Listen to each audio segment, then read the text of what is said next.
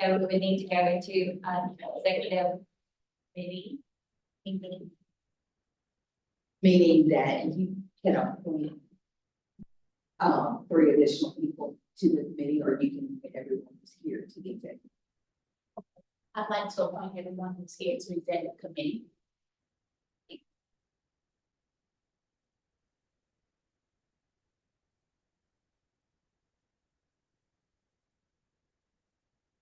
Introductions and announcements. Shane, you're up. Okay, everybody. So since we moved the meeting, I know, Brent. They couldn't be here with us, but we have a brand new team member that came to us from Southeastern. Sorry, Brett. So I'm just fighting from you. But Nick will be our outreach coordinator. We'll be working with partnerships and on promotions of our 529 programs. So previous to working at Southeastern, he also worked at LSU, which I guess Brad did LSU.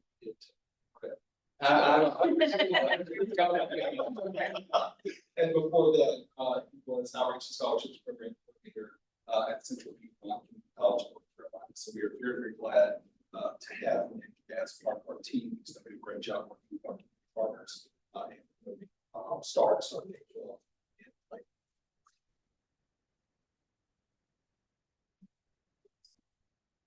I can and they cry, but Okay, I'll do it. you'll do it, right? For many of you who have been with LOSFA and the LOSFA family for a week member or working with LOSFA, Gus Wales. Gus used to be our director of public information patients, which is now passed. And Gus passed away on what would have been what was his 75th birthday. And since we wanted to honor him, and his memory and all that he's done for LOSFA.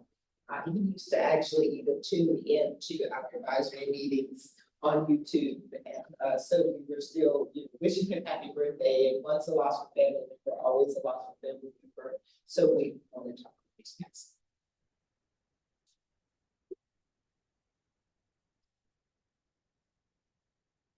I'm going to approve the minutes from last meeting. Okay, go to the next one. Oh, sorry, I thought I had a stone spot in there. Go back, Shane, I'm sorry. So we need a motion to approve the minutes, and we need a first and a second. Motion to approve. Second.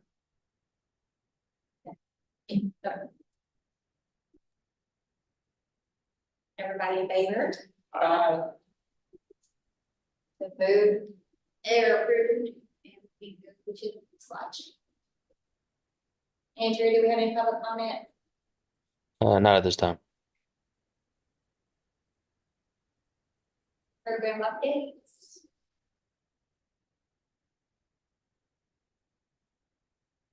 Good morning. First of all, we're extremely excited to say that we have been included in the Saving for College top 10 in performance of 529 plans, which means the investments that we have with START came in number 9 in the top 10. So we're extremely excited with that. We are managed, of course, by State Treasury and their investment managers. So I certainly reached out to them and let them know the fine job that they're doing in managing the 1.6 billion in assets for START. Next slide. These are the end of August numbers for START programs. We continue to climb, as you can see, which we're very proud of, and all the work that our staff is doing to make this happen in conjunction with our support visions, getting the word out about the great program and what it offers. Anyone have any questions or comments? Great job. Appreciate what y'all are doing. That's a pretty good honor. With how many people? With how many staff? I'm sorry. How many staff? Oh, we have 6 full-time staff and 3 part-time. That's amazing. Thank y'all.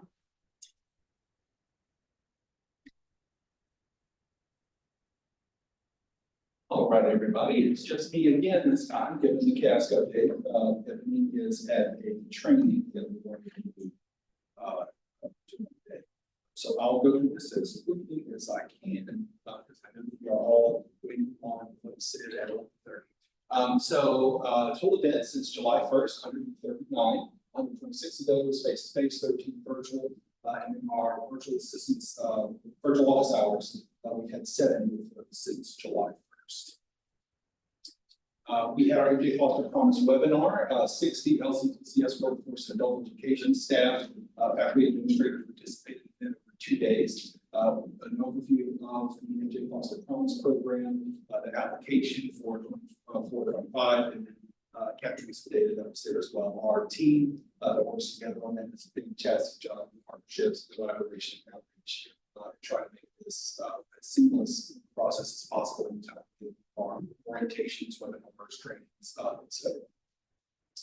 The Shield Higher Education Policy Conference continued our work there. Emily participated in the Higher Education Policy Conference along with representatives from the board, discussing the ways that we can tackle the challenges presented to us with the fast delay. A new partnership with Perryville High School. So Haley Pellegrin, who's our outreach coordinator for counselors and parents, Felicia is our business outreach coordinator, teamed up in visiting schools, securing contact information for the counselors that they have there for each grade levels represented in the school, as well as the graduation course that they have there. So looking forward to working with some school that just started with their first group of students. So our LACRO workshops, LOSFA course, attended all 6 of those, provided our high school counselors with a lot of new swag that we have for LOSFA, and then talk about our applications, which I'll mention here in a second. Typically give an overview of LOSFA's programs, changes to top score and legislative updates that we provided, and of course information with FAFSA. The Loyola University Reentry Guide Project, continuing our work with justice impacted students and working with the students who are trying to reenter the workforce or obtain their credential.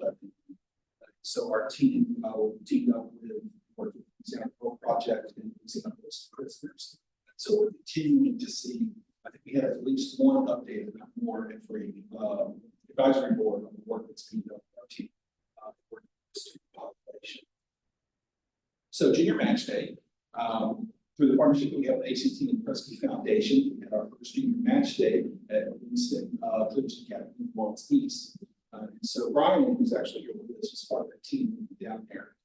So they worked with our college advocates, with the Rising Seniors application boot camp for 22 students that they had there.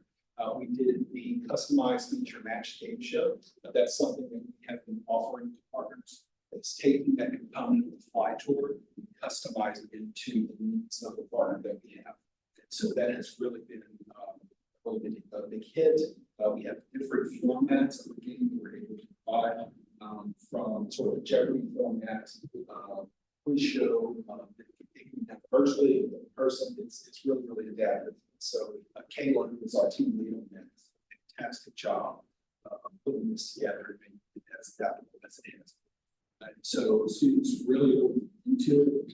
And so Destiny Morris, who was our new digital media specialist, was there. Was able to capture schools to use those highlights and video reels, as well as starting to build and update our LOSFA style images that really haven't been updated since before COVID. So it's okay if people don't recognize people in a photo, that's fine. When you can tell a photo is 5, 6 years old, then it's time to sort of that's a project that we have in the works as well. So we'll be reaching out to some to see about scheduling the time to take photographs on campuses to include maybe some of those, or identify some students who are identifying student voice and those kinds of things. So that's the training. So the CAST edition and S18 up and Ebony Kylie really sort of pulled this together all. Jenny does a fantastic job in any of the things we do engagement. Pull the entire team together and all the luncheon, everything needed to work with students and parents on FAFSA updates. So prepared to be as diligent as possible when we think so. So they went through different kind of scenarios. If this happens, what would this mean? How would you process this? What would you tell the student? It's really interesting, especially for those of us who don't do a lot of direct work with students and parents. Really the FAFSA is good for everybody, from our designers to those who are doing really intensive work on this part of that. Really helps with sense of camaraderie as well. It's very rare that all of us are all together. So we hosted our Connect Your College virtual event. All of LCDCS participated in that, as well as a few of our partner schools that participated in community foster as well. Students are eligible for participating in that. Our both FAFSA efforts. So we received the grant through CNC. So everything really worked on the plan of action of what we can do to help move our FAFSA efforts. So we did direct mail outs, we expanded our virtual office hours, we were promotional materials, and then we did digital campaign with Studio E. So we were supposed to meet them this week in order to get the analytics report of how that went. But of course, the weather has plans, and so we'll do that next week. And so at the next advisory board meeting, we'll be able to provide you with the digital. So, new publications that we have for LOSFA. So in response to feedback that we've been getting from our counselors, one of the things that we focused on, and things for our website as well, is just trying to streamline and make all pertinent information that's needed for TOPS to be as readily available as possible. And so instead of multiple flyers, those kinds of things, we have one TOPS publication that has everything that's needed to know about initial eligibility requirements, board levels, what to do in preparation for TOPS, how to maintain the TOPS after college, accessing the student hub, applying for TOPS, avoiding TOPS process errors, things you know about transcript, ACT, SAT workings, home study. There's also going to be a study guide for TOPS as well, just because there's some functional differences that students can be aware of. TOPS questions and links to our resources. I love it. Yes. Another question too. I absolutely love that. Like I was on the website this week and I was like, okay, I'm going here, going here, going here. And just gives me one location. Yes. And then here too, like perfect. That's all one thing. We're also going to have black and white resources available. PC printing Yes. counselors and then counselor folder that Tammy shared at articulation. So we're really going through everything. It's how we streamline, how we make this easy for counselors, for students. It is so much easier to drag, drop, send a PDF, or to be able to print it out and put it in stuff like that. That's great. So, you know, any of that feedback that you have, any ideas, we want to put those into action. So also, to cut back on some additional flyers, we now have a comprehensive publication for all things LOSFA. So who LOSFA is, who LOSFA serves, which is everybody. Any and everybody who needs us, we're here. What the college access process looks like. It also moves to days we've launched college access on the go, which existed as a flyer and had information listed, but you couldn't get to any of it. So now it links to an actual page that has all of the links hyperlinked there to take you to get information about LOSFA services, access to TOPS, learning about how to pay for college, all kinds of things, assessments. So that's readily available as well.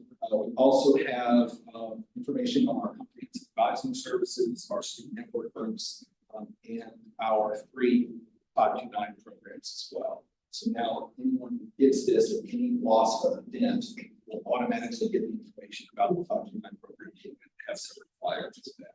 So we really try to be very comprehensive with the information that comes part of this. All scholarships and grants listed. That's almost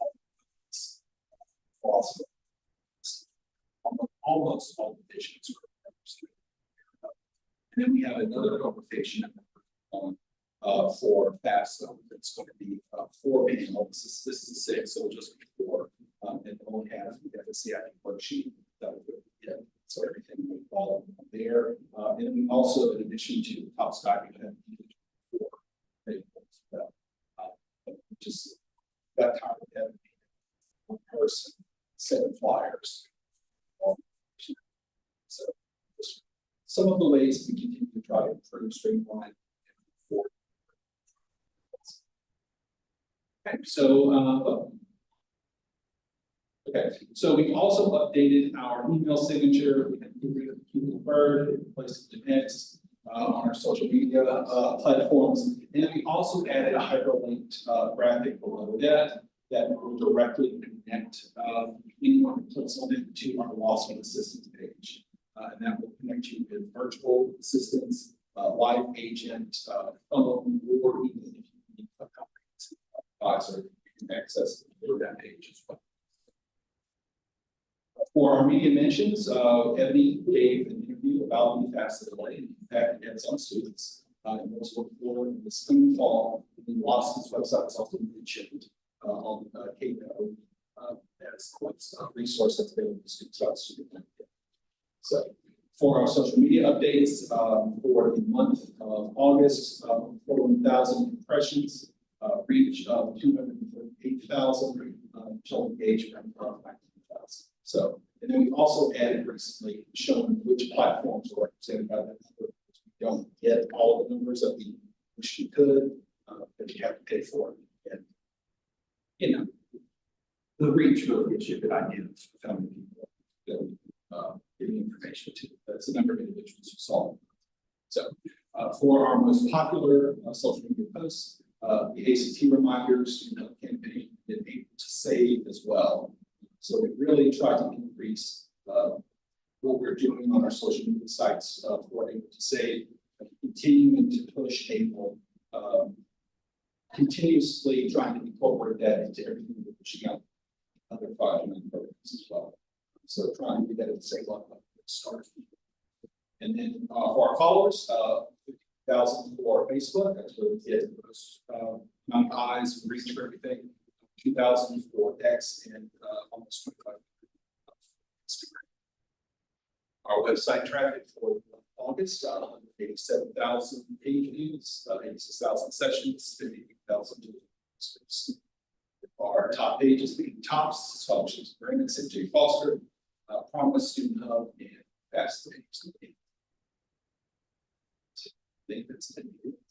Questions, comments? I want to say that the counselor articulation, that was a hit, the way that they approached it. I mean, there was a question that was asked right before Ebony went up there, and the way that she handled it after, there's no answer yet for what was exactly going to happen as far as changes that are being made with the ACT, but it's like, here's what we know, here's what we know we can do. Everybody enjoyed having bags and having information just right there.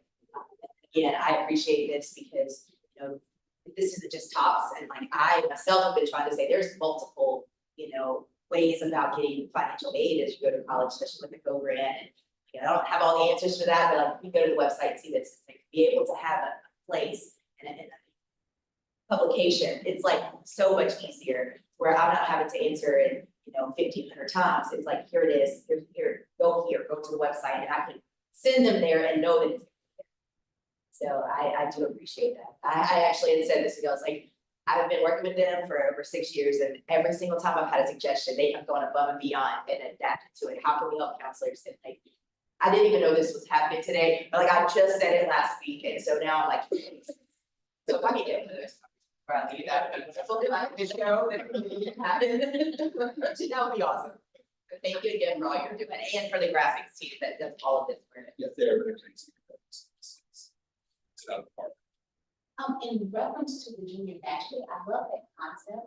I saw that it was geared towards 22 students, or was it just that particular national? It was that particular junior national, so that was a pilot. Yeah, so that was the pilot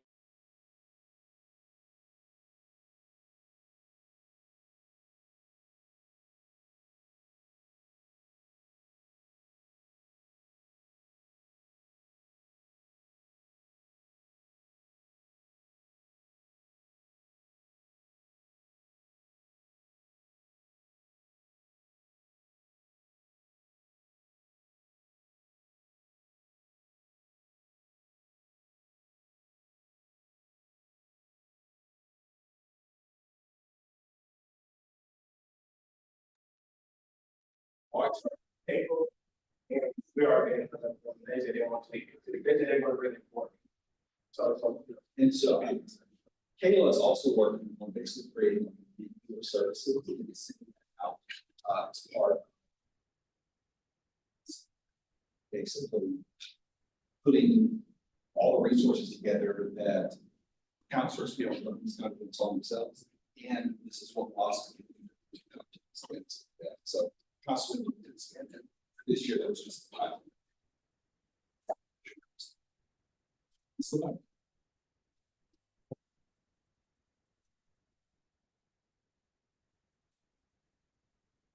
Point of one. Continue on what our awesome team has done, publications, and glad to hear that you guys can use of that.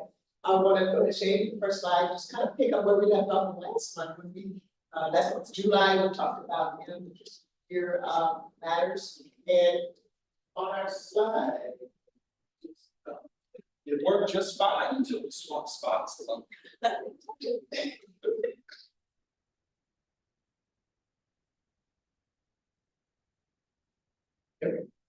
all right. So, again, I wanted to start with this slide, if that's right. Quite familiar with now seeing us report on our comprehensive advising service that we provide statewide, utilizing Salesforce. Why I chose to start with this, June 30th shows us serving 629. A year ago this time, we did not have we just started comprehensive. We did not have the software, the case management system to track reporting. And so what we're seeing again, June 30th, 620. This report, when I read this time of this publication, August 15th, almost double. What happened? June, summer, semester starts, right? So again, showing the work that our CAOs are doing and our outreach coordinators are doing there with regards to the service area there. Next slide, please.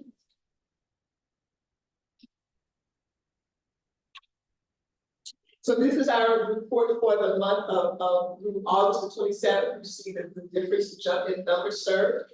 And again, it's just kind of reiterating the need, the demand that students have for our comprehensive service last shift that started a year ago there. What I want to highlight on this particular slide was our cases that we have on hold status there.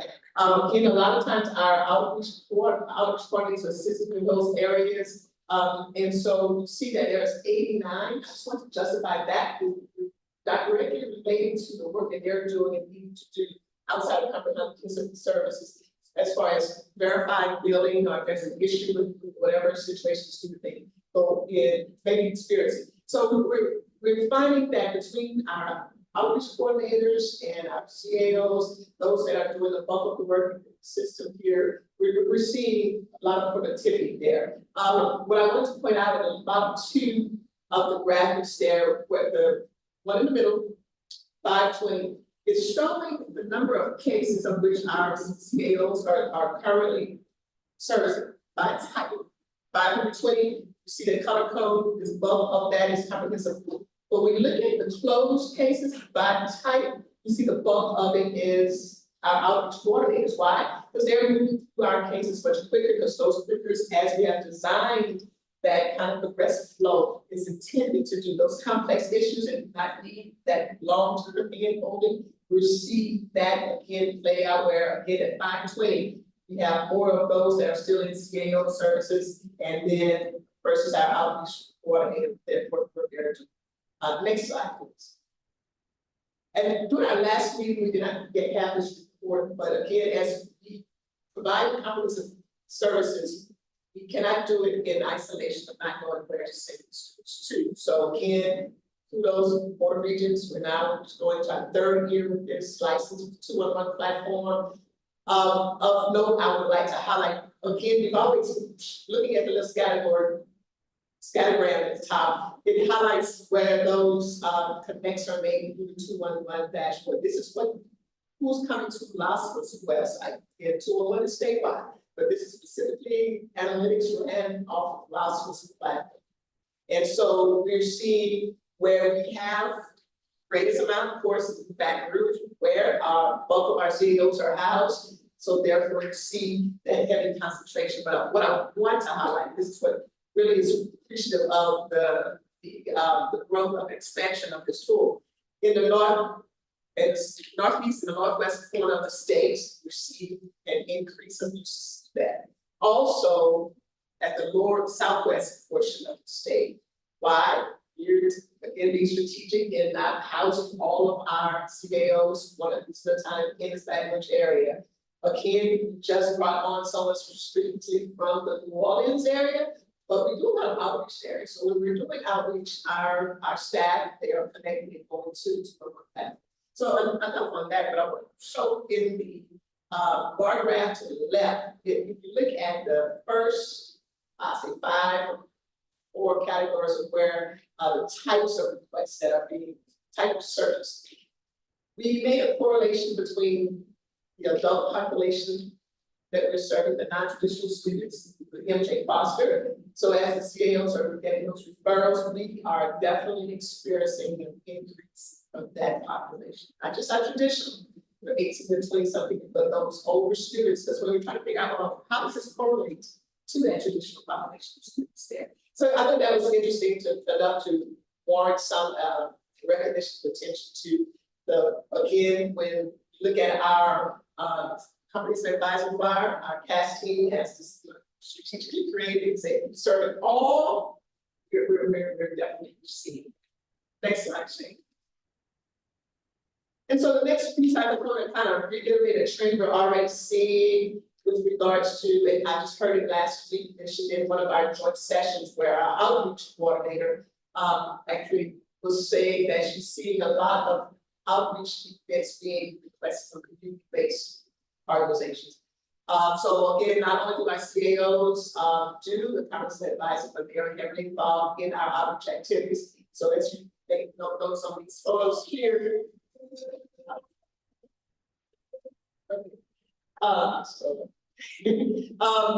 One of the photos to the first left was done at the Southern University Ag. They had outreach that serves 10 parish of the mixed region of the state. And so we were invited to do one of their sessions they did on college access for their populace in that area there. And some of the other outreaches that are still being done at churches and the middle school. So again, here it was not here, but we're still serving that population of students with our outreach activities. Jane, next.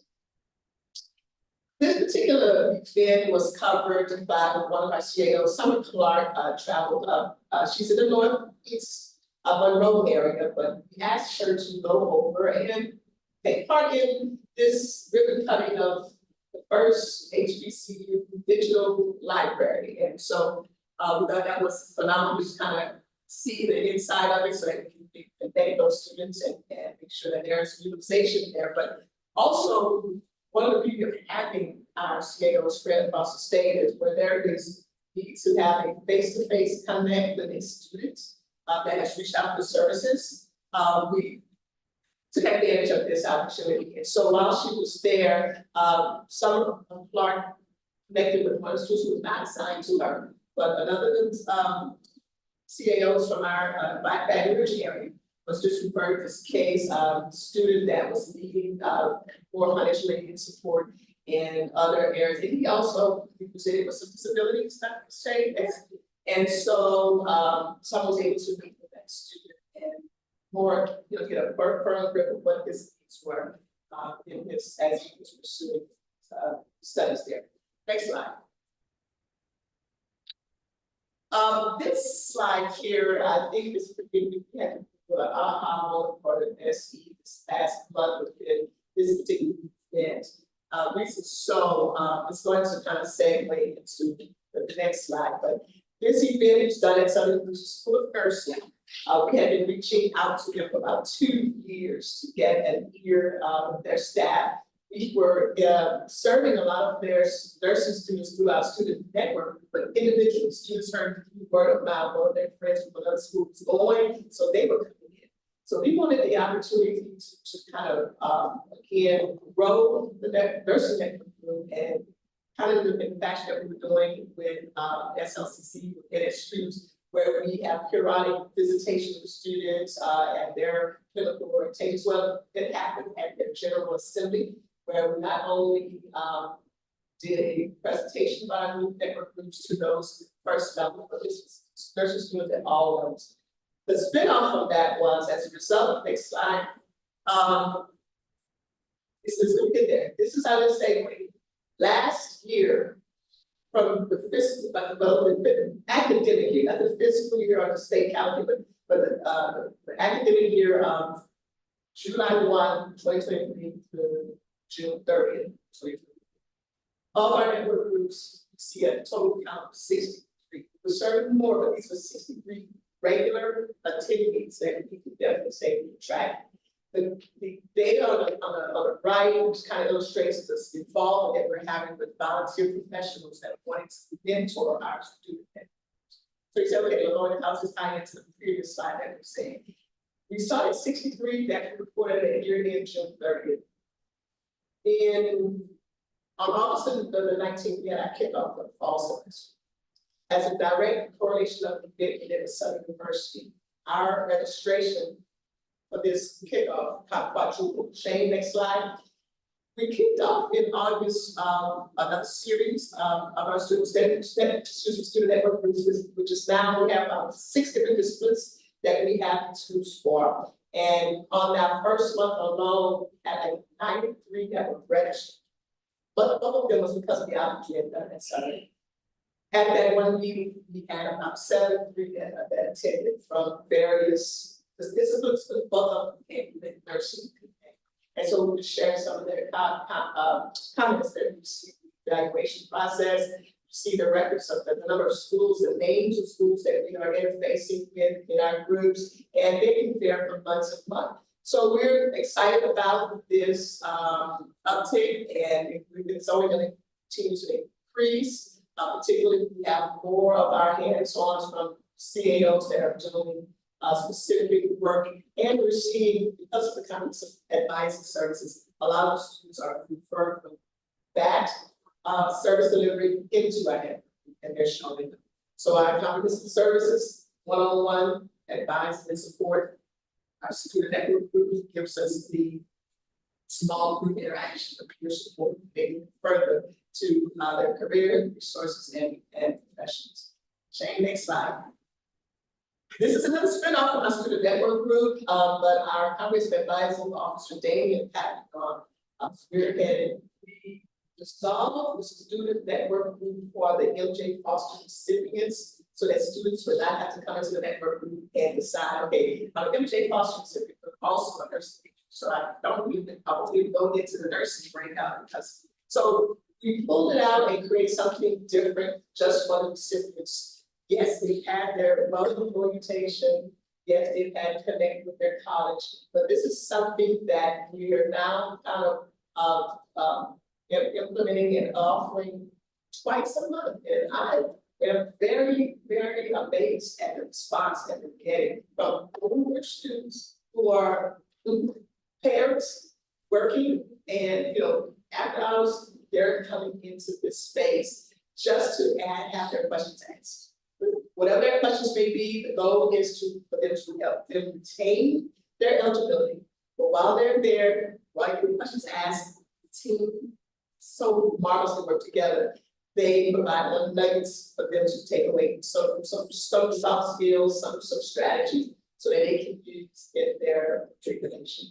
So this is very phenomenal. I've told to tonight is their next, the third offering, and I think they have 93 that's registered for tonight as well. So the weather, the secret shows up, but we've been receiving great response from students and the need for it. Definitely.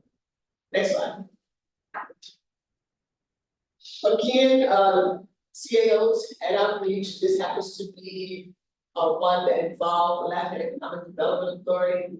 Reached out, and so just showing that support that we have those pathways. And so the student engagement connected with our CAS division, who now has our employer engagement coordinator.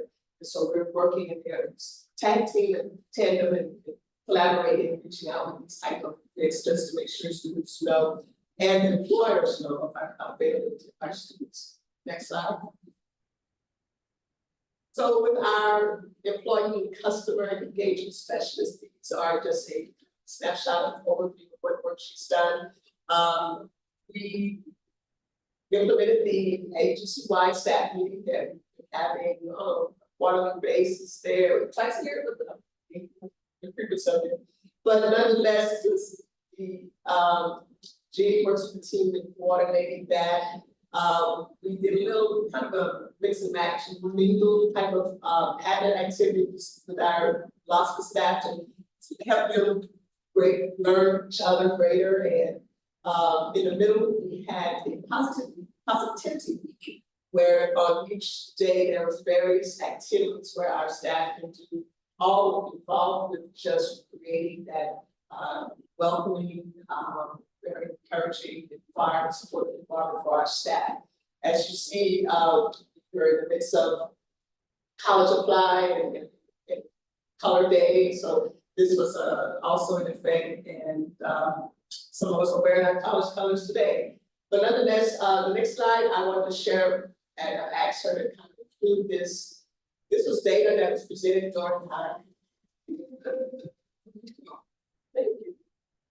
during our agency-wide staff meeting, whereby our staff through the Board of Regents participated in employee satisfaction in 2023, where you saw the score matrix was. The reason why I wanted to include here, I wanted to share with you the outcome of the 2024 survey. So Shana, we'll go back before the top of these. For example, we saw increases, positive increases on all 4 of these matrices areas where there it was encouraging. Again, our staff is still embracing the how do we see value in that. They're feeling a good sense of support and collaborative work environment that our LOSFA students here.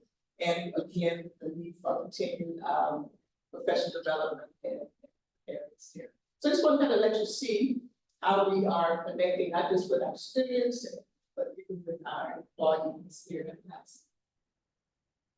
Questions? We're doing great work, and it seems to be spreading more and more, like it's kind of grassroots, and it's growing and it's growing and it's growing, but it's been a very like progressive, and I enjoy hearing the updates because it's touching areas that I don't get to see every day, but I know it's a need there. So I appreciate all the work you guys do.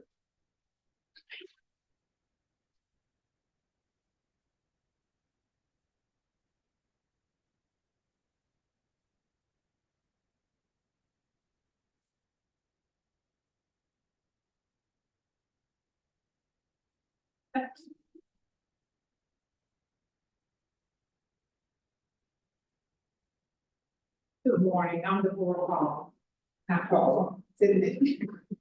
We'll get started with the GO grant.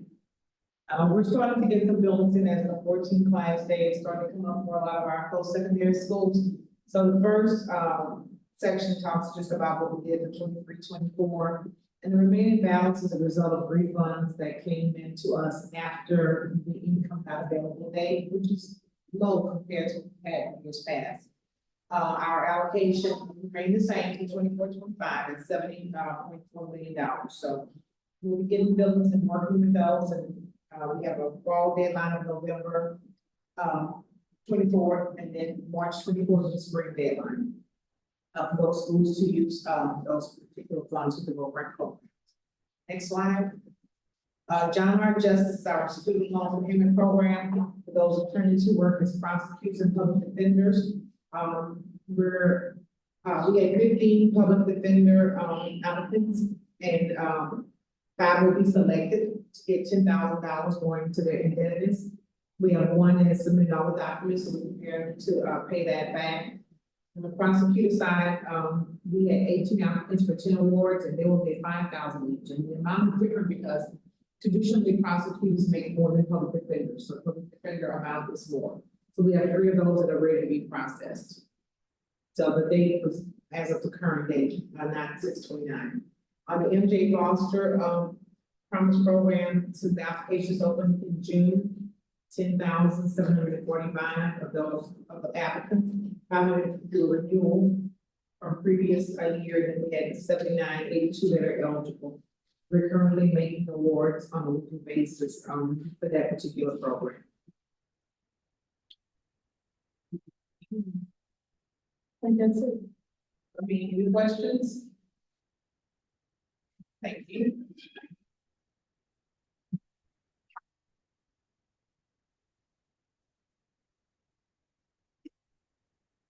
Same report we reviewed last month, starting next month, there should be enough data for us to get to feel where we are and start making some assumptions about whether or not we have enough money for tops or too much money for tops. We requested a 2.5% increase over these actual expenditures. That's mostly because tops has been inconsistent past years, and we just wanted to be conservative in our budget requests. So we have no real reason to think that tops will increase that much, but if tops doesn't taught us anything, just watch and see. It has been known to surprise us. So yeah. Other than that, tops is should be fully funded this year, including enough for summer school. Yeah. Should be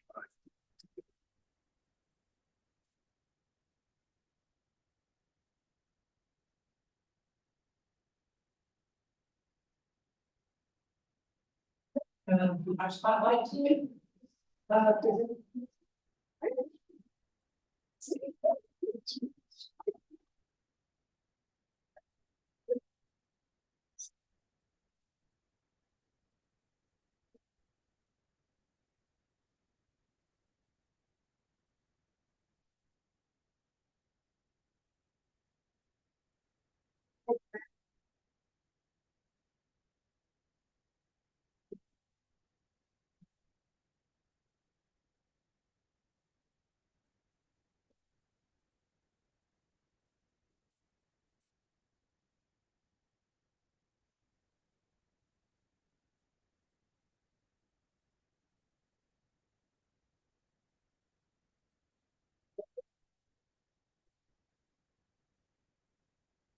Oh, my hand's right there. It's been a day. So, we are bringing the, spotlight for today, this month. And so, it'll be myself, Christy with student engagement, who she's joining us virtually. Brian, who is our public relations specialist, and then Rhonda and Ms. Deborah, are gonna chime in on some of the assistance that they've provided to us throughout the summer months. And so this particular spotlight is going to focus on the work that goes on behind the scenes. A lot of times people are like, oh, LOSFA, email LOSFA. Over the summer, it might not be as hectic as it is at a financial aid office, but that's when we see traditionally phone and email volume quadruple for us. And so a lot of the work goes on behind the scenes to make sure that not only are we answering questions, but that we're doing so within 24 to 48 hours. So it's not like we understand the urgency when it's like, I'm gonna get purged Thursday and it's Tuesday, of making sure that students and parents have access to somebody here so that they feel comfortable moving forward in that process. So before we get started, I would like to play a video that our amazing digital media specialist did in her absence that kind of gives an overview of LOSFA by the numbers.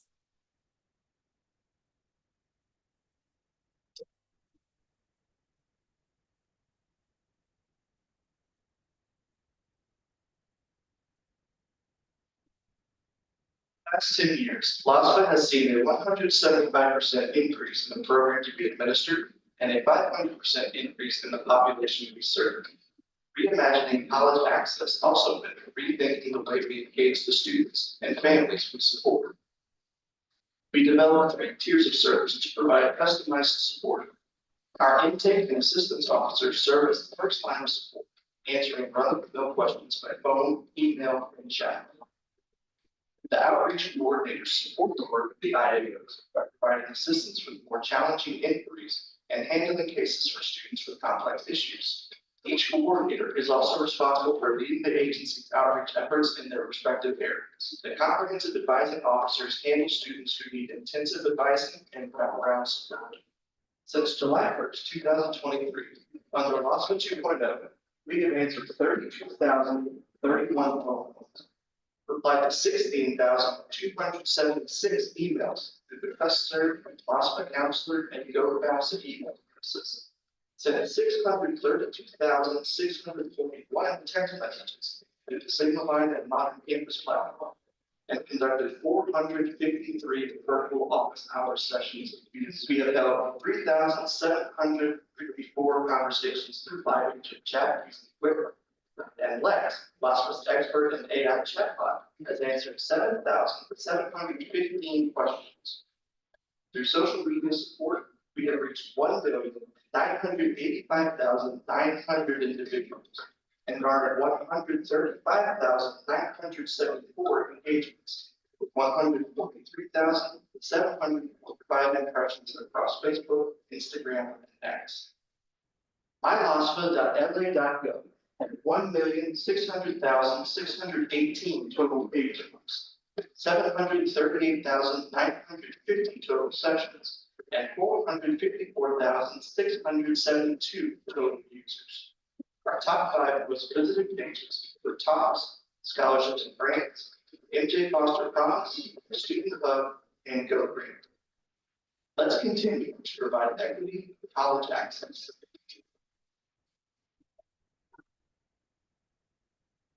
So that is just a breakdown, kind of, when you look at it from a numbers perspective, what happens behind the scenes. And none of that, of course, could happen without each and every person who's from their respective divisions. It's not as easy as, I'm going to answer a phone call, or I'm going to answer a text message or an email. A lot of the times we do have to reach out for support. And if the voice sounded familiar, Mr. Kelly was our voiceover for this particular video. So thank you very much, Britt. And Britt actually serves as one of our intake and assistance officers. And so just as a refresher, when we rolled out LOSFA 2.0, we understood that there were students that had different levels of need, they reach out to us. And so the intake and the assistance officers are the ones that are kind of designed as the first line of support. And then the outreach coordinators are the ones that kind of take on the complex and advanced questions. That what had happened was that we tend to get in August, that I'm about to get heard, those emails. And then we have our comprehensive advising officers who then handle those students that need intensive services and access to wraparound supports. So just to look at day-to-day technology, a lot of moving parts with the work that we do, particularly for the intake and assistance officers. They kind of have a lot going on. They have to multitask and kind of just be able to answer emails, answer chat, answer phone calls. And so on a daily basis, these are the different types of technology that we're touching at any given point in time. I did not put Basecamp in there, but Basecamp is like our, Brian is smiling, Basecamp is our project management software, and without it, like, we just can't function. But basically, you see that we do have a lot going on at one time. And so even looking at Salesforce, and this may look familiar to you, Ms. Livonia, who is the Director of Student Engagement, usually does report out on her Salesforce numbers each month at advisory board. And so Salesforce has allowed us also to kind of operate more cohesively as a unit. Because what happens is that we try to do kind of a one-touch. Once you call us, or once you email us, or once you let us know that there's a problem, our goal is to resolve that issue as quickly as possible without you having to call back and talk to 3, 4, 5 different people. What Salesforce allows us to do is that it is a case management system that the CAOs use for their cases. For us, what we use it for is basically to handle those complex issues. So that if a student calls in and they say, hey, I thought I was going to have TOPS, I don't see my ACT score, we can immediately go in, create a case, get that to somebody that can get those scores merged so that that student's issue is fixed. And if they happen to call us or email, somebody can go in and see that we've already hey, this has already been done, just wait until processing on Thursday, you should run. So it keeps us all on the same page. And so we have closed almost 700 cases since we started using Salesforce. And then right now, we have about, those numbers are really teeny tiny, But a good bit of those cases that are open, are for our division, and also the ones that have been referred. So you see us work in tandem with the CAOs, so when a call or a student comes in, they're either gonna get their question answered by an intake assistance officer, or if it's something that's complex, it's gonna go to an outreach coordinator for them to work, or if it's a student that needs, advising or wraparound support, it's gonna go to the comprehensive advising officer. And of course, we track all of that within Salesforce. So a little bit about the cross-divisional collaboration. Of course, it takes everybody in the agency, if you don't see them, to kind of work or do the work that we do. Starting with our intake and assistance officers, now outreach coordinators, also student engagement. Ms. Christie is on the line to talk about the assistance that they gave us over the summer. And then legal and SG, whenever we have students that come in with issues that we need additional support or we can't answer, we turn to them for them to help us, to help the student. And then IT, of course, and Andrew, I think, is virtually as well, managing the website and then kind of being behind the scenes tech support for us whenever we have technical issues really quick.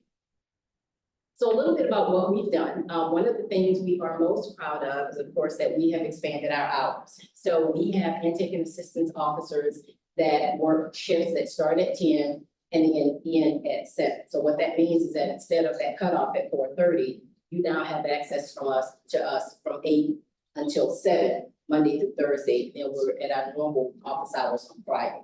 And so with an expanded audience, we also understood that you have, people with different needs.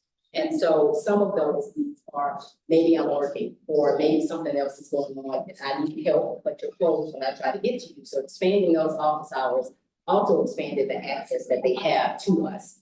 We also worked on creating a uniform email signature. And so with that, it was just kind of a nice, clean look across the board, like a standard look, so that no matter who you're speaking to, you're still kind of getting the same level of attention and the same eye for detail. And then what we really did this summer, which was the first class, was we had a division of labor across student engagement and across task. What we did was, instead of one group of people basically suffering over the summer, we had a division of labor where we were able to, the intake and assistance officers continued to work on phones. We took the emails and handed those off to our outreach coordinators, and student engagement really stepped up and took on virtual office hours solo, which allowed the outreach coordinators to focus on emails, which allowed the intake and assistance officers to focus on phone calls, which are coming back to back to back over the summer. And so just kind of taking a look at email and phone volume, basically the email is in blue, phone is in yellow. And so this kind of gives you a look at how it spikes in May, June, July, and August. That typically is going to be the most painful time of the year for us. And so what I usually tell the team is that if one of us is suffering, all of us is going to suffer. So we'll suffer together. And of course, there's an old African proverb that says many hands make light work. And so over the summer, because we were able to redistribute that work, we were able to, this is probably, and as long as I've been at LOSFA, it's probably one of the least painful summers we've had, because we had so many capable and willing bodies to do that work, to make sure that we were able to help people as soon as they called, because we had so many available. So I will now turn it over to Ms. Christie. Morning. As CAOs, we were very happy to assist with the virtual office hours, especially during that period this summer. We would sign up the week before the office hours, and we would work it around our outreach schedules and our Salesforce schedules and anything else we had going on. With the virtual office hours, we would conduct meetings with the students and or the parents via Zoom. Some of the topics we talked about were the FAFSA completion, FSA ID issues. MJ Foster was a big topic we had, especially after the June 1st application was released.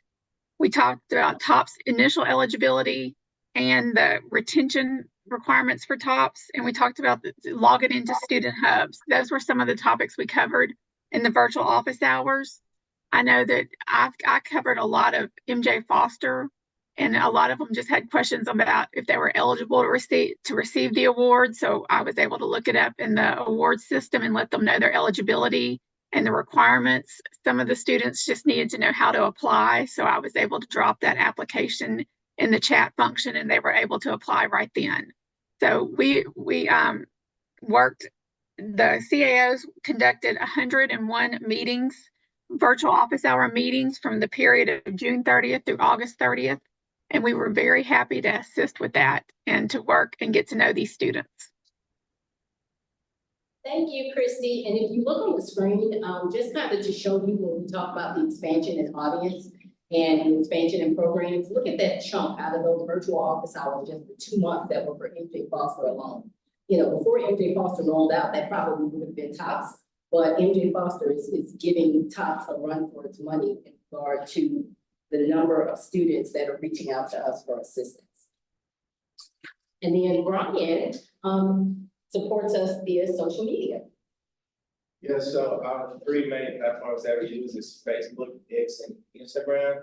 And my typically during the summer is to match with what the IELTS and the CLs are dealing with. As well with task processing and our student health campaigns is two of our biggest campaigns that carried on from high school graduation until the end of summer. And it sounds like most people, they like to search social media first. So it's a lot of information in social media that we put out in our graphics and our captions and things that they go to see first. And that's a good thing for us because that kind of helps ease the pressure with a phone call, with an email, that you just go, oh, so this is how you do it.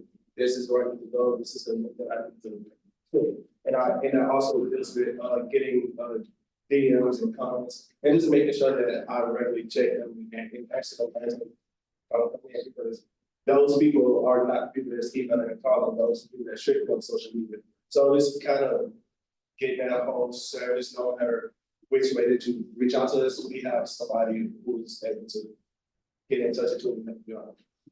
Excellent, thank you, Brian. And then for technical support, we saw those website numbers in the video that was featured at the beginning, but Andrew is here to kind of talk about the work that he does. Andrew is not one that you see up front, but he's always behind the scenes and available to help us in the work that we do.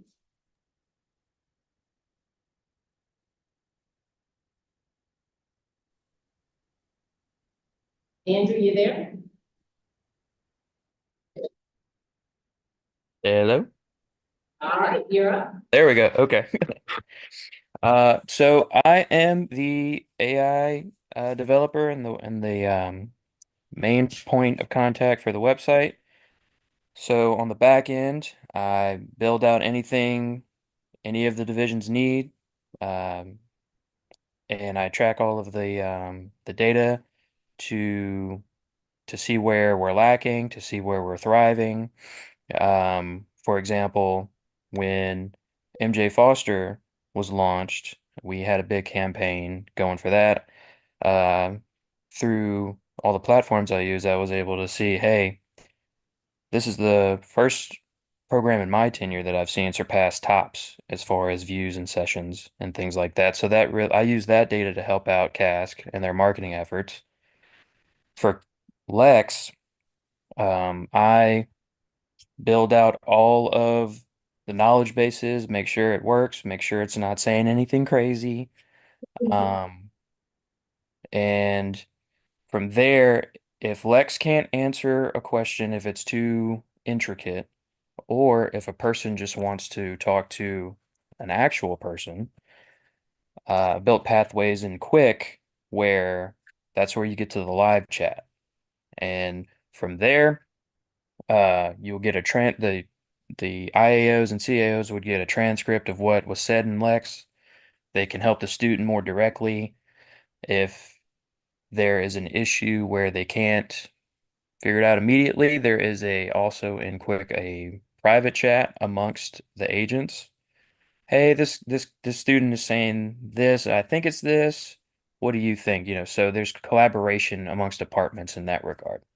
So, and also in Quick, for those types of questions that come up regularly, I've built paths out to where for two things in particular that have come up of note.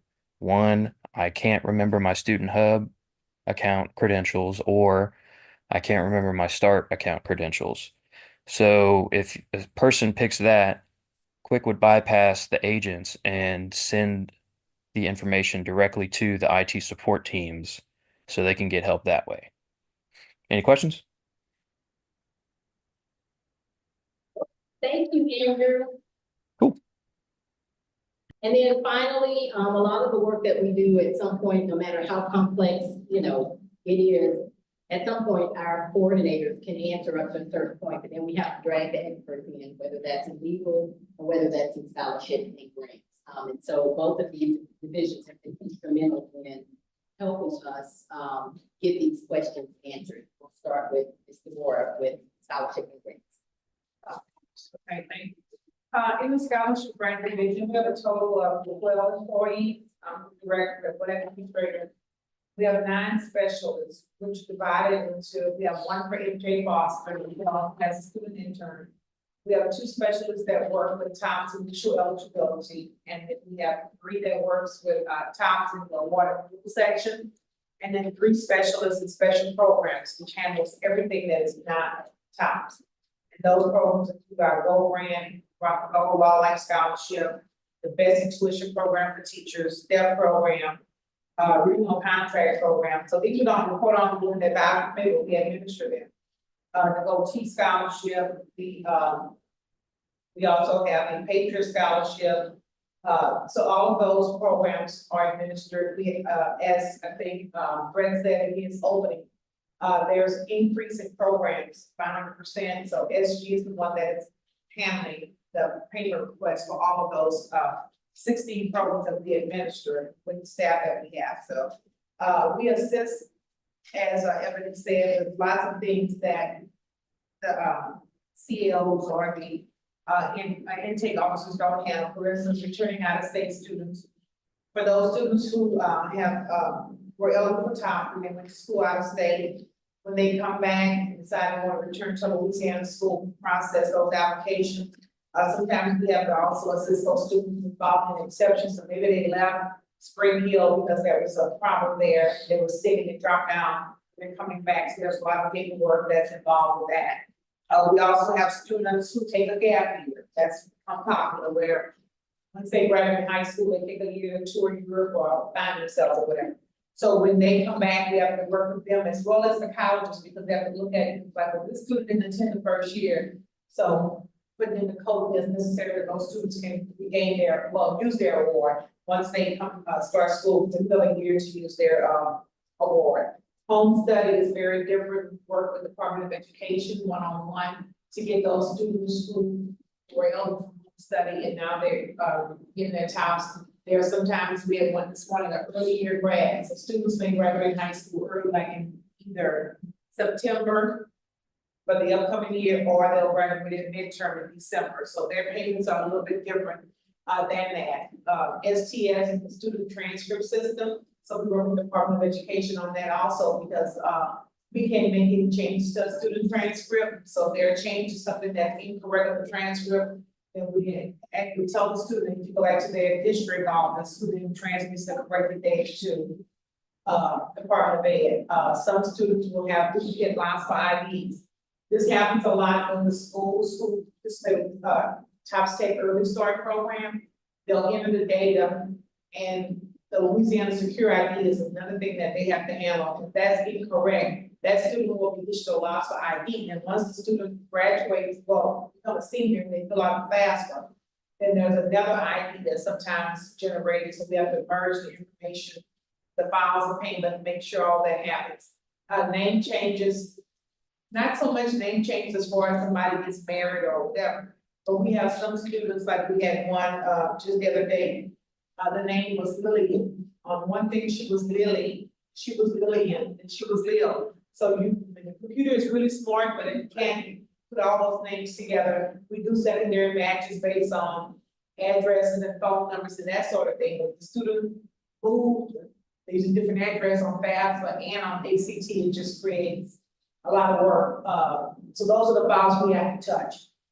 97% of our files go through automatically because the students did the right thing. They made sure to make up ACT FAFSA and their high school records match, but then you have the small percentage where we have to actually touch those files to make that process. Grading, billing issues, we have really good relations with all of our colleges and universities, so at any moment, even if Dr. Boutte needs survey information, can you call such and such at this school, need some data right away? So we work in conjunction with that. We kind of look at it in our division as the intake officers are like, go to the emergency room. Oh, it's not really that bad, here's a Band-Aid, you won't go home, but if you need surgery, that's what it's cheap, so yeah. Thank you, Mr. Moore, and that's a really good description, because sometimes people will need like legal or scholarships and grants, and sometimes there are times when everybody, because they need both. Which brings me to Rhonda and the assistance that she's given, not only with a lot of this stuff up here, but just knowing the top score, which now they're in, kind of like the back of her hand, and helping our outreach coordinator counselors as well. So legal has also been instrumental in assisting. As part of legal, all the intake and assistant officers, like you mentioned, based there's a lot of days that we can't function without that, but they'll ask a question because they'll have somebody on the phone. It doesn't necessarily be handed off to somebody. So I'll go in there and answer that question on residency, top four, anything like that. I always say that rules are meant to be broken, but statutes cannot be. So I often type in that this is in statute and it can't be broken. So, and then just any general questions they have, I'm there to answer as far as the legal standpoint. Thank you. And so that in a nutshell, I know from the outside, parents, students are just really appreciative of the work that we do, and just the fact that we're able to give them such a fast answer. And so that could not happen without every division that's represented here. And so, behind the scenes, it looks crazy. Publicly, I want to basically just say thank you to Mr. Moore and her team, Livonia in our absence, legal, IT, because it takes everybody to do the work. Even if you're not the one on the road, or if you're not the one that's answering the calls, it takes all of us to do the work. And so under LOSFA 2.0, this summer was just really a beautiful demonstration of how we can, many hands make light work, how it just ended up being a really good summer. But we were still able to get the work done, and we were able to get it done quickly, which is what people appreciate. So thank you all very much. And does anybody have any questions about anything? I just want to say, you mentioned IT, and they play a very integral role in the whole process, because if we have an issue where a student has 2 LOSFA IDs, we have to go through IT to get the track to change that. So any programming change or anything that we find anomalies or what's happening, we get with the IT programmers and they figure it out. Yeah. So it's a full production that if, again, if you saw us in base camp, frantically behind the scenes, kind of working, and just comes across fully smooth, but there's really a lot of work to make sure that things run smoothly and make sure we're able to serve students and parents of Louisiana the way that they deserve to be served. Thank you. Looks like a well-oiled machine. Thank you. It is a well-oiled. I will take that.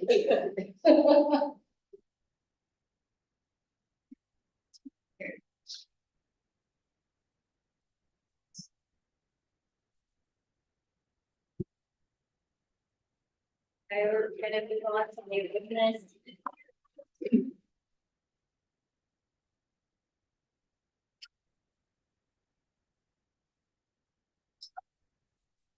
So new business, consider rulemaking to allow for consideration for financial circumstances as a reason for which students may request an exception to the continuous enrollment, full-time and earned annual hour requirement.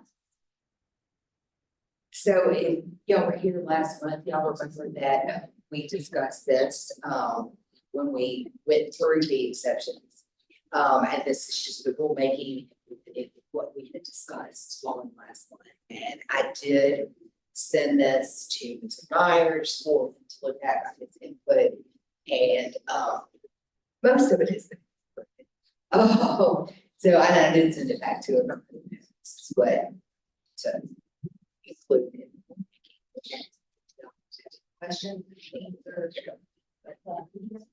How do we, I wasn't able to be in person, but I think it's very good. We don't know exactly how many students, but the way the rule is now, we can only consider the financial circumstances related to the student's ability to pay for school if it involves the family of the student. And as we all know, even younger students, meaning the traditional age students, a lot of them are on their own. And the way the rules are written, they have to be helping their family. But what if it's just them? There's not a whole lot that we have leeway in the way it's written, so this would allow us to consider financial circumstances when it pertains to a student who is supporting themselves. As in has to get a job because their circumstances changed. Exactly, And drastically. it's because, both parents are deceased, or we have had students who have had one parent in jail and the other parent is a drug addict, or, just any combination, and we do what we can to assist them, but a cost exception is not something that we couldn't do. With the rule change, And I read through it, and it's like, it has to be documented, just like everything else. It's not just a, hey, I have financial problems and then I would be an exception. it absolutely has to be documented, and we did add a provision at Mr. Meyer's recommendation that they've got to provide a plan. And, the person who processes all of the exceptions, Amber Martin, she is very good at helping the student figure out what they can do. And in those cases, I would imagine if Amber can't help them figure out what their plan might be, we can refer them over to SE for some comprehensive advising to assist that way before we bring the exception to them. So that they do have that plan in place for what am I going to do? Make the motion. I don't know that.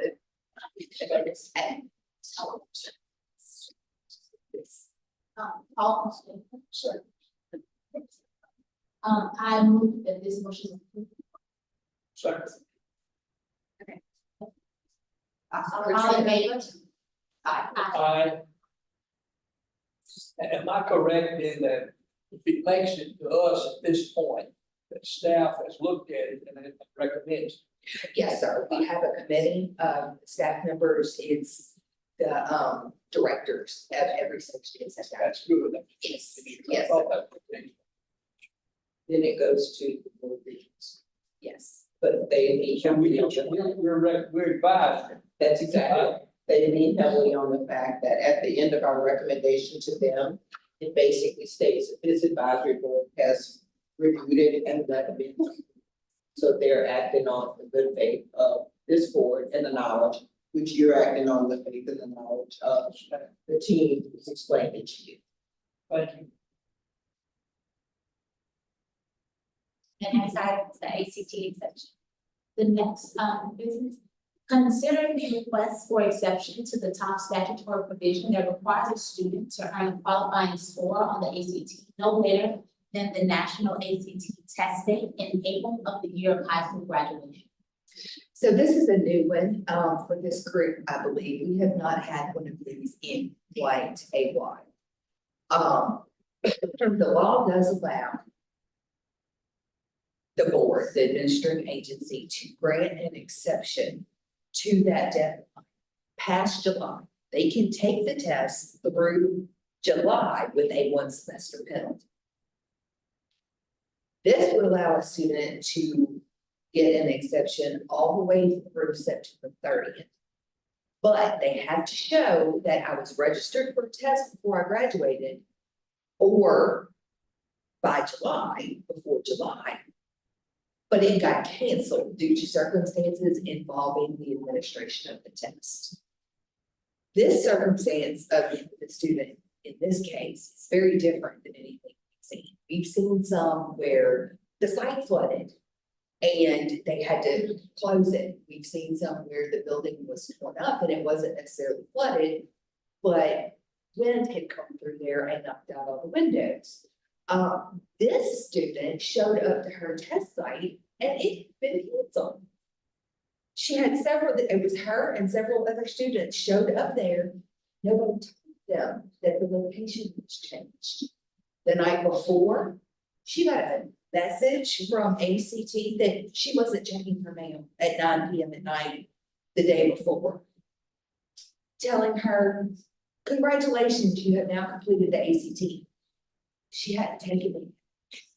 So this was quite bizarre, and she did get a refund and was able to use that towards the test that she will be taking. She has not yet taken it. But It's this Saturday, right? I think it's. Taking it out. I mean, we might have another exception. Yes, but this exception will allow her to go all the way up to the 30th. Can't go past the. You're not. So let's cross our fingers that the student is in the location where she can take this test. So, it's already in the law that it's till the 30th for this to have some sort of similar exception, like it's. Students are allowed to take up through the July test with a 1 semester penalty, right? But if they get this exception, that penalty is not required. Because they were registered and the circumstances were not their fault. This student has already taken the ACT before, and this was not the very first time they were taking it, correct? Right. And so they were trying to get to a level to be able to get OPH. Yes. And they had registered and tested in July. Then I'm just trying to go over, make sure I read this, but I want to make sure I understand before I speak on Yes. this.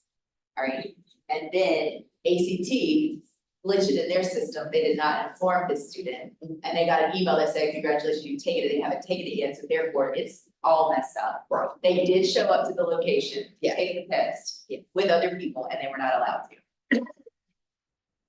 There was nobody at the location. Right, Like, there's like, couldn't get in, right. It's happened before. With the emails coming out, like, in my time as a school counselor, this has occurred with students before. But it wasn't in the circumstances where they weren't gonna be qualified for PH, it was during the time and the emails weren't there, and then, you know, they had to call and try to get their refund or change the date actually, that they were still in school. This happened about 8 or 9 years ago. Well, that's not 9, it would have been 7 or 8 years ago, honestly. Right. And So so, I don't understand this circumstance where nobody showed up at the test site. So. the only concern I have about it is that if we do approve this, like, it could happen again, but I mean, if it's a circumstance that it was really the ACT, like, I don't think it was, I think the student was doing it on good faith, I don't believe that the student was just like, I didn't meet the requirements, I want this exception. I mean, this was outside of their control. Right, because the ACT did not have issues over the student just did not show up. Absolutely not, they are not the ones to just give back the money after they've already paid for it. And to hear that they did that, knowing that they're on the back end, something was going wrong within their system and they notifying them. I make the motion to approve this one time circumstance here. All in favor? Nobody voted beside.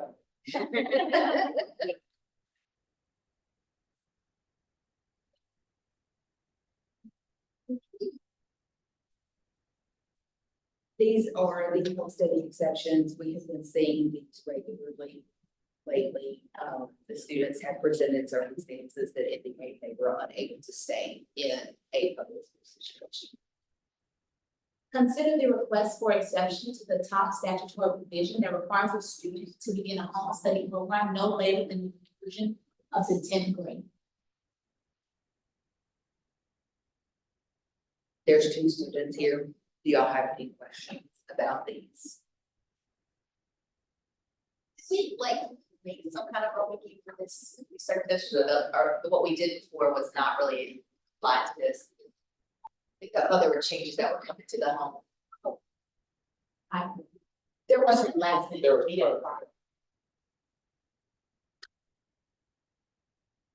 There were some homesteading bills in the legislative session, but none of those. Got it. Yeah. Got it. I was like, something was talked about. Okay, that's right. It would have been quite a few. Right, so I can't remember what did it, what didn't. They did not pass. The only House bill that passed was the corporate for computer science. So this is what you've been approving before, Yes, ma'am. which Yeah. was an act of the legislature. Because before you couldn't do this. Right, okay, I just couldn't remember, I was like, something's going on with this, but okay. Yes. All in favor? Aye. Did we have a second? Oh, I'm Yeah, so that's- sorry, we want to second. Second. Oh, wow, okay. I know, it's small numbers today.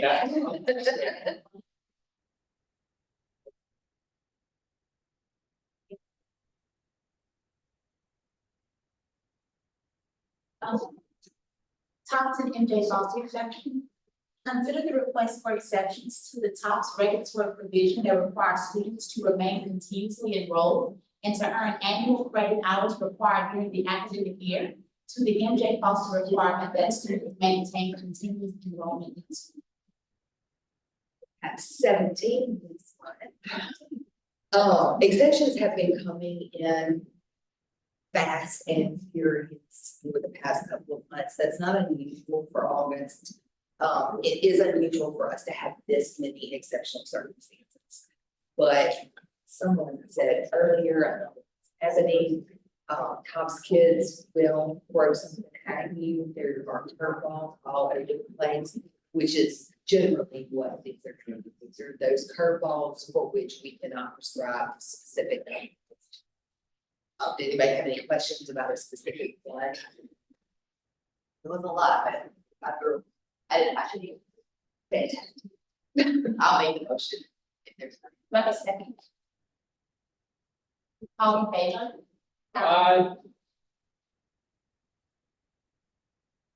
So just to note, your next meeting date is gonna be Wednesday, October 16th. And we just need a motion to adjourn. If there's no other business. That's one, quick comment to make, kind of, everybody aware. Just one fast up, so two important updates. One, the 25-26 FAFSA application, while it opens in full on December 1st, it actually opens up October. So they will be doing it on a rollout basis, the same way they did in January, where limited availability for students, and then they'll ramp it up and then fully available by December 1st. There's not expected to be any substantial changes to the application. They're just working on fixing all of the issues that came about from this past year's FAFSA application. With that, they have released the prototype for the 25-26 FAFSA, so you can now log in and complete one on prototype to get a visual representation of what like complete or semi-complete version. They say it's not quantified, right? So, but that is available. I'm going to be on September 3rd. So you'll look it up. They have the link along with the access code for you to start playing around with the 25-26 FAFSA applications, see how it's going to flow. It should be very, very similar to this year's, but just as to make everybody's aware of that. And then the only other thing is previously there's a number of students that were stuck in a status due to the Department of Homeland Security and safe system. The way it traditionally works, the student has the citizenship match. They get sent to a secondary match with DHS and safe system where they review the student's information and then send the institution up to a transaction. They've not been able to get that functionality to work with Visual Staff application. So they did update an electronic announcement to notify schools that they are allowing the ability to bypass the secondary match this year. What institutions can do is they can log into the safe system and they can go straight to the third step match process by attaching the supplemental documentation that they received from the student to the secondary match case. So they can look up the student's case. If I have a student's I-94, I have something that tells me the student's eligible. Before they even complete the secondary match case, I can attach it to the case and they'll review it as part of the secondary match process instead of having to wait for them to complete this process. From one of the more important provisions that if you don't receive a response or a closed case within 14 days of submitting the documentation, you are permitted to pay the student federal student aid. Moving forward, as long as you can document that it's the information you're basing the state over. So, you know, if I have something from a Ukrainian citizen that shows they're an eligible student because of their admission height, I submitted to SAVE, but I have to wait for SAVE to finish reviewing that. If it hasn't been completed in 14 days, I can go ahead and disperse. And so, they're basically saying they understand the SAVE system is not working right now, the way they need to, in terms of the time frame. So that's why they're providing this, 50 days, sorry. So, no, the 15-day time frame is elapsed, but, you can then make student that. So it does allow students to move forward with previously studied all summer in that sense. So, just a couple of updates that they put out, but especially with the 25-26, I wanted to note, somebody said earlier, it's the first, it's actually October 1st, but it's just, so. Yeah. So, Thanks, that's good information. Thank you for those updates. Yep. It helps me because like I've just kind of been saying fully soft opening on October 1st, fully functional on December 1st with my students, so that we set up FSAIDs with a lot of students. Like, okay, December 1st, after that is when we're just kind of let them get everything out first. Yeah, and then with any students that are running into the FSAID verification issues due to the DHS match and stuff like that, they said that they will not be implementing the secondary match through the credit bureaus for 2026. So those students should not have a barrier anymore. That's good to hear, yes. Now, after that, it eventually will work. The hope is, but as it stands right now, they won't have that solution.